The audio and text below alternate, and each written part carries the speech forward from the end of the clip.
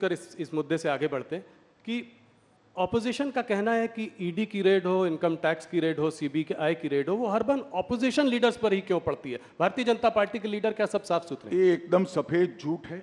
मैं देश की जनता के सामने कहना चाहता हूं, मोदी जी के प्रधानमंत्री बनने के बाद काले धन पर कठोर कार्यवाही हुई है। ईडी काले धन पर कार्यवाही कर रही है और ईडी ने जितनी भी संपत्तियां कुर्क की है उसमें से 5% ही राजनीतिक दलों से जुड़े हुए लोगों की है। 95% काले धन वाले की है। ये भी काला ही धन है, मगर वो ऐसा चाहते हैं व्यवस्था जिसमें राजनेता पर कोई कार्यवाही ही न हो। मैं आपको स्पष्टता से बताना चाहता हूं कि 95% कार्यवाही ऐसे लोगों पर हुई है जो राजनीति से जुड़े हुए ही नहीं, और ये बिल्कुल सरासर आरोप। ममता जी के मंत्री के घर से 51 करोड़ रुपया मिलता है, कांग्रेस के सांसद के घर से 355 करोड़ मिलता है। 10 मशीन एसबीआई की गिनते गिनते थक जाती है, गर्म हो जाती है, और ये कहते हैं कार्यवाही ना हो।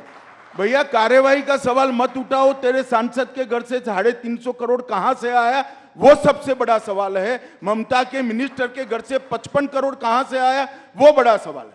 क्या समझते हो, जनता कुछ देखती नहीं है?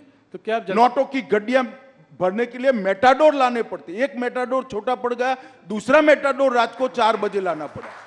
ये कहां जाने वाला था पैसा? राहुल बाबा बता सकते हैं देश की जनता को? ये 355 करोड़ जो कांग्रेस के सांसद के घर से पकड़े, किसके? इसका जवाब देना चाहिए उनको, और बाद में ईडी कार्यवाही नहीं करे। ऐसा नहीं होगा। जो करप्शन करेगा उस पर कठोर कार्यवाही होगी और जेल की सलाखों के पीछे भी जाएंगे। और जहां तक सवाल है बीजेपी के नेताओं का सवाल है, इस देश में कोर्ट है। जब हम ऑपोजिशन में थे, ढेर सारे पीआईएल लगाए थे आपके खिलाफ, आपकी सरकार के खिलाफ। 12 लाख करोड़ के घपले, घोटाले, भ्रष्टाचार किए थे। 42 पीआईएल हुए थे।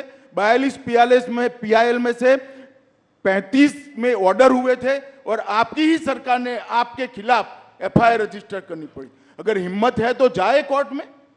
और मैं कहता हूं, ये 12 लाख करोड़ के घपले, घोटाले, भ्रष्टाचार करने वाला इंडिया अलायंस एक कांग्रेस पार्टी लोगों की आंख में धूल झोंकने के लिए, भ्रमित करने के लिए कह रही है।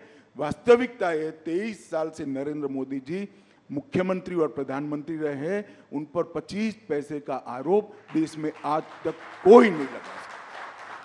तो ये वास्तविकता। तो अमित जी, क्या आप देश की जनता को आश्वस्त करेंगे कि अगर इस तरह के कोई नेता जिन पर कार्यवाही चल रही है वो पलटकर बीजेपी भी ज्वाइन करते हैं? भाई, आश्वस्त करने की जरूर नहीं भैया। राहुल, तुम भी पत्रकार हो, तुम चले जाओ कोर्ट में कि फला नेता का ये काला भ्रष्टाचार है, आप इस पर कार्यवाही। कोर्ट सबको ऑर्डर देती है, तुम ही चले जाओ ना, छोड़ो इंडिया अलायंस।